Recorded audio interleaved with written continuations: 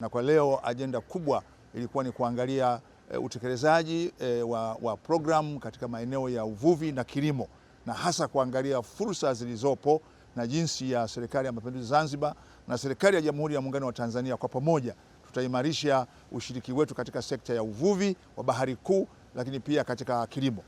Na katika msukumo huo, shirika la uvuvi la Tanzania yani TAFICO, Tanzania Fisheries Corporation, na shirika la uvuvi la Zanzibar yani ZAFICO, yote sasa yatawezeshwa kuwa na meli za uvuvi wa Bahari Kuu, ambao katika mpango huu tunazungumzia ununuzi wa meli 6 kwa ajili ya shughuli hiyo.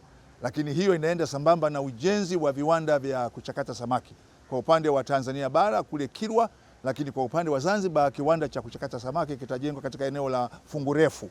Lakini jambo jingine ambalo tumelijadili leo kwa kina kabisa, kwa sababu pia ni jukumu letu, kwamba kwa mujibu wa utaratibu wa serikali, serikali yoyote inatekeleza ilani ya chama ambacho kimeshinda katika uchaguzi huu, na uchaguzi huu chama ambacho kimeshinda ni Chama cha Mapinduzi katika pande zote mbili za muungano. Kwa hiyo mwezi ujao, mwezi Julai, tutatoa taarifa ya nusu mwaka ya utekelezaji wa ilani, na mwezi Novemba tutatoa taarifa ya mwaka mzima ya utekelezaji wa ilani, na ambao tumepewa jukumu la kuratibu usimamizi wa utekelezaji wa ilani ni ofisi ya Waziri Mkuu kwa upande wa Serikali ya Jamhuri ya Muungano wa Tanzania na Tanzania bara, lakini pia ofisi ya Makamu wa Pili wa Rais kwa upande wa Zanzibar. Kwa hiyo leo tumekutana kwa maandalizi ya awali ya kuandaa taarifa ya nusu mwaka ya utekelezaji wa ilani. Tunapozungumzia uvuvi tunazungumzia suala la ujenzi wa viwanda vya kuchakata samaki, lakini vile vile ununuzi wa meli kubwa ambazo zitavua katika Bahari Kuu.